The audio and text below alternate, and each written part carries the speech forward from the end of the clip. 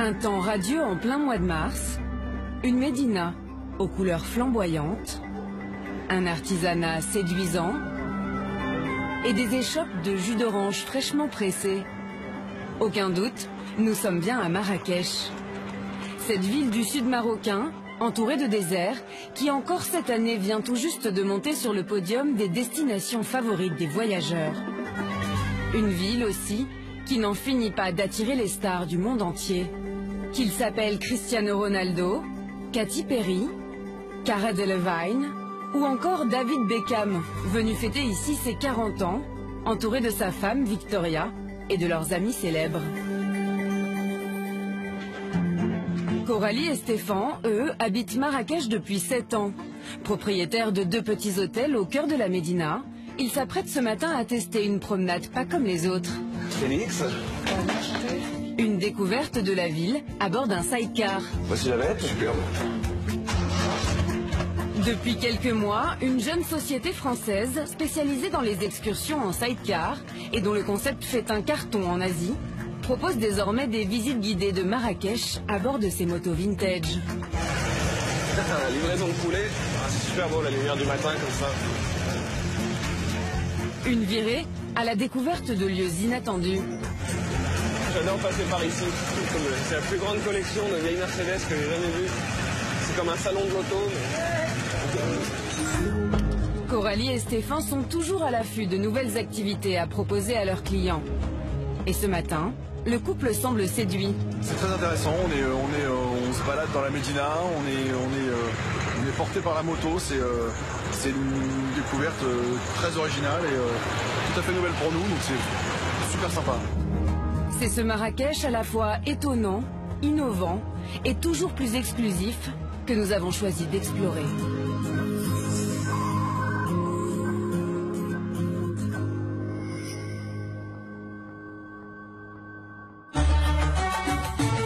Tout près du quartier de l'Hivernage, une dizaine de journalistes français est invitée à découvrir l'une des adresses les plus secrètes de Marrakech.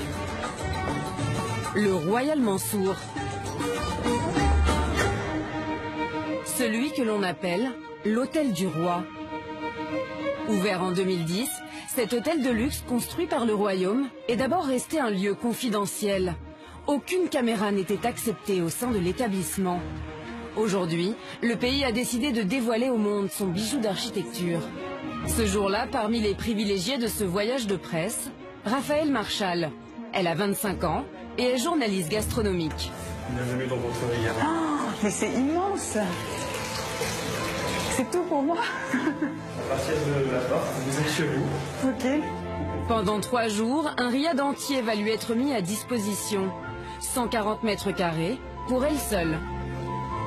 Le salon marocain traditionnel, ouvert au patio, puis vous arrivez à l'intérieur du riad. Vous avez la cheminée, n'hésitez pas à nous appeler pour mettre du feu. Ok. Ce n'est pas la première fois que cette journaliste vient au Maroc. Mais à chaque séjour, et encore plus aujourd'hui, l'émerveillement est total. La chambre. Donc ça y est, c'est parti, c'est le début du voyage. Ça y est, c'est littéralement mon premier pied dans le riad. C'est bluffant de beauté. Et je suis pas sûre qu'on voit ça de manière aussi éblouissante ailleurs qu'au Maroc, en tout cas à ce point. Et je savais que ce serait beau, mais je m'attendais pas à un truc pareil, quoi. Pour séjourner dans cet hôtel, il faut y mettre le prix, de 1100 à 35 000 € la nuit. Le Royal Mansour se compose de 53 riads de 140 à 2500 mètres carrés. Et pour tous, une terrasse. S'il vous plaît. Oh là là, mais j'adore. Mais je reste pour toute la vie. Avec bassin privé. Faut chauffer et tout. Ouais, bah, voilà. Pour profiter du soleil de Marrakech. Mais ce qui fait surtout la particularité de cet hôtel, c'est la manière dont il a été conçu. Le Royal Mansour est une médina reconstituée dans un jardin de 3,5 hectares. Pour le construire, le royaume a fait appel à l'élite des artisans du pays et utilisé les matériaux les plus nobles. Un palais des 1001 nuits qui, depuis son ouverture, attire les célébrités du monde entier. En décembre dernier, lors du Festival du cinéma de Marrakech, Francis Ford Coppola y avait élu demeure. En 2013, s'y croisaient Martin Scorsese et Marion Cotillard. Depuis 1 an et demi, la direction de l'hôtel a été confiée à une figure française de l'hôtellerie de luxe, Jean-Claude Messan, ex-directeur du Métropole à Monaco et du Crillon à Paris. Bonjour, vous allez bien? Pour lui, l'une des forces de ce palace est la quiétude de ses étroites ruelles, le résultat d'une savante organisation.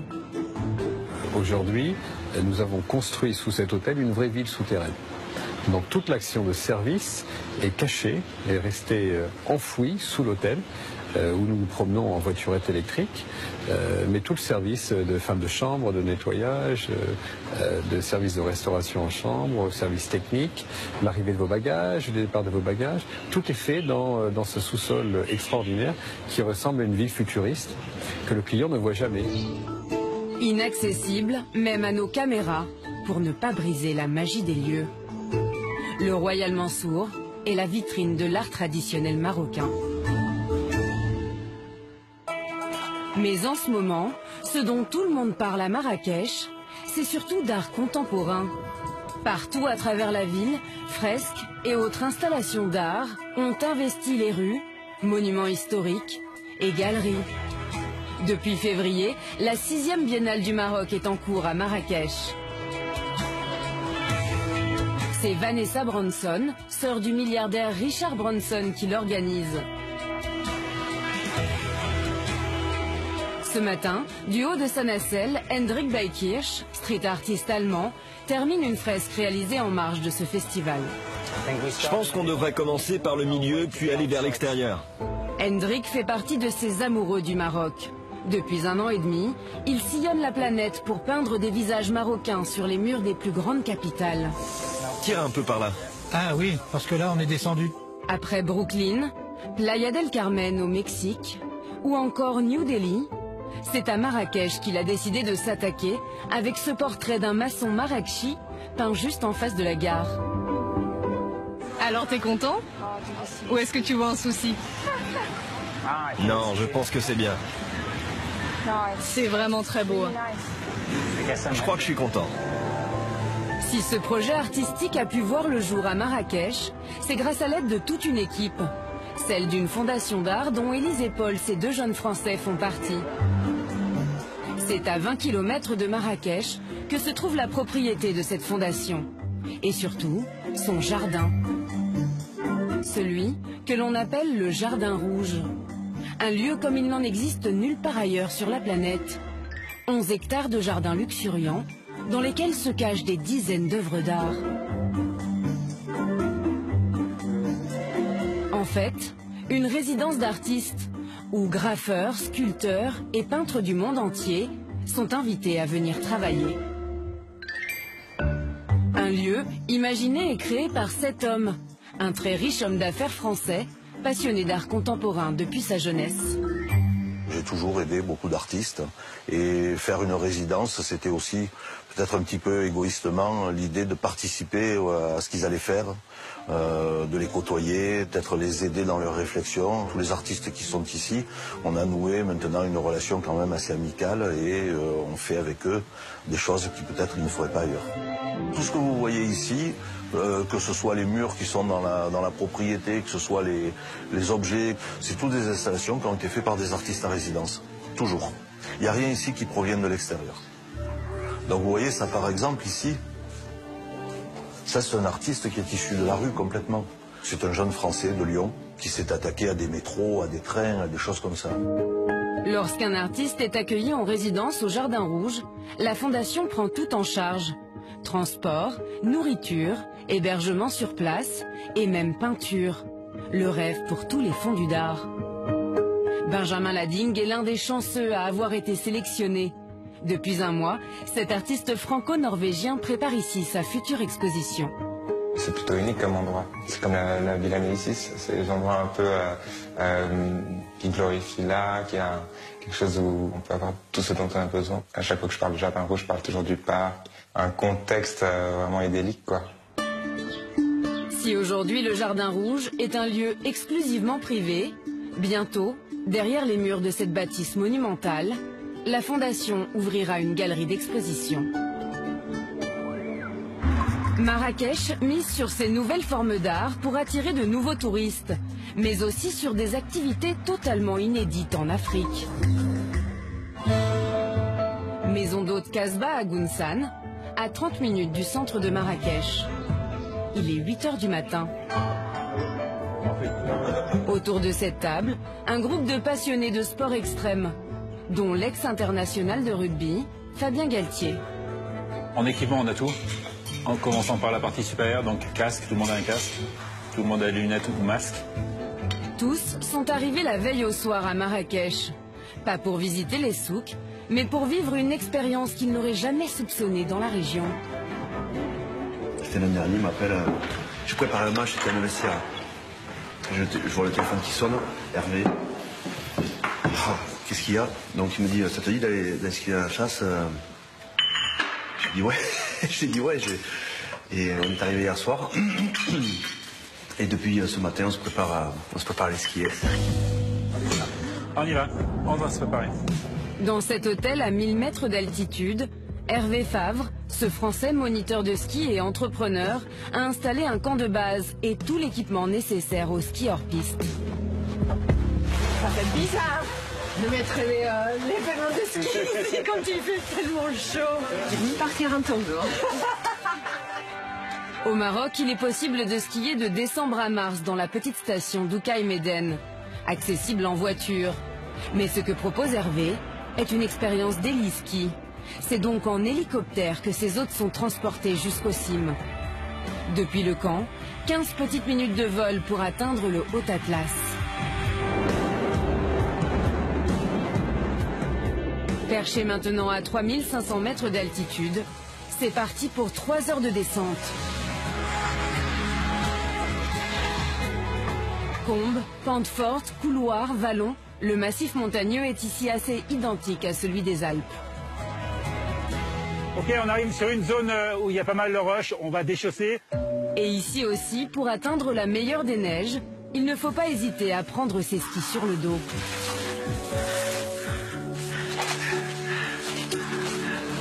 Comme Fabien Galtier, plusieurs sportifs français de haut niveau sont venus tester cette expérience unique aux côtés d'Hervé. Un challenge.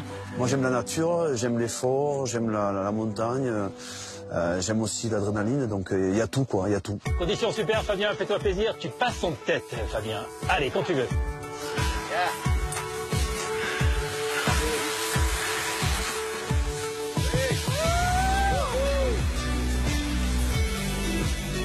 L'expérience se termine face à un village berbère. Super, c'est la fin de cette merci.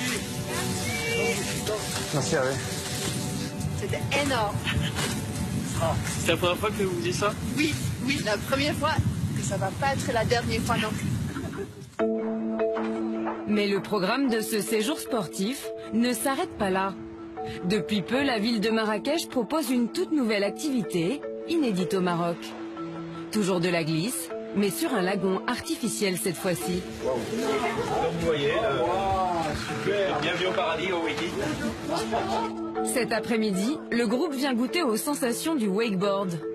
On était là tout à l'heure hein? Ouais, voilà. Ouais, 3200. J'ai jamais pensé qu'on pourrait faire deux activités si différentes dans une journée. Ouvert en octobre dernier, ce cable park est le premier du genre en Afrique du Nord. À sa tête, Francis Coute, ce Belge quadruple champion du monde de ski nautique, installé jusqu'ici à l'île Maurice. J'ai partagé mon idée il y a 4 ans et voilà maintenant le résultat. Donc j'ai ramené mon petit lagon de l'île Maurice que j'ai installé à Marrakech. Le cable ski est un sport de plus en plus en vogue à travers le monde. L'activité compterait 10 millions de pratiquants. Mais pour nos Français, c'est une grande première. Laisse-toi tirer, laisse-toi tirer. Oh Pendant 2 heures, ils ne lâcheront pas leurs planches, avec plus ou moins de réussite. En fait, il fait du wake comme du ski. Mais le sport n'est pas le seul domaine dans lequel Marrakech tente de se réinventer. Retour au Royal Mansour. Ce soir, les journalistes français du voyage de presse se sont mis sur leur 31. L'hôtel les a invités à l'inauguration de sa fête des saveurs marocaines. Une grande soirée gastronomique pour découvrir une cuisine traditionnelle revisitée. La table douce.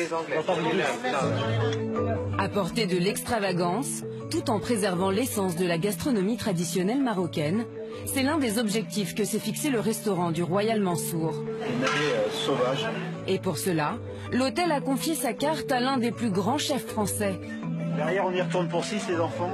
Ça, on n'a pas oublié le gel. Yannick Aleno, à la tête de 9 luxueux établissements à travers le monde et 3 étoiles au guide Michelin. Moi, la première fois que je suis arrivé au Maroc, j'étais un Français qui venait faire le touriste et me mettre sur une serviette sans avoir plus de curiosité que ça. Et quand on a commencé à travailler le projet, j'ai découvert des goûts, je peux garantir que c'était absolument exceptionnel. Là, vous avez aujourd'hui des girolles exceptionnelles, des pieds de mouton exceptionnels, et même des matsutake, qui est un champignon. Les Japonais sont prêts à débourser 1 500 € du kilo pour manger le matsutake exceptionnel. Ici, ça vaut 25 €. Des produits du terroir marocain parfois oubliés, mais ici en vedette, pour créer une émotion nouvelle. Il y a des foodistas à travers la planète entière. Moi, j'ai eu des clients qui ont pris l'avion de Taïwan pour venir goûter à Courchevel les sauces modernes que je fais là-haut. Donc ici, c'est pareil, les gens prennent l'avion pour venir goûter une gelée extraite de tomates avec ces racines de navets séchés que l'on trouve à Ouarzazate.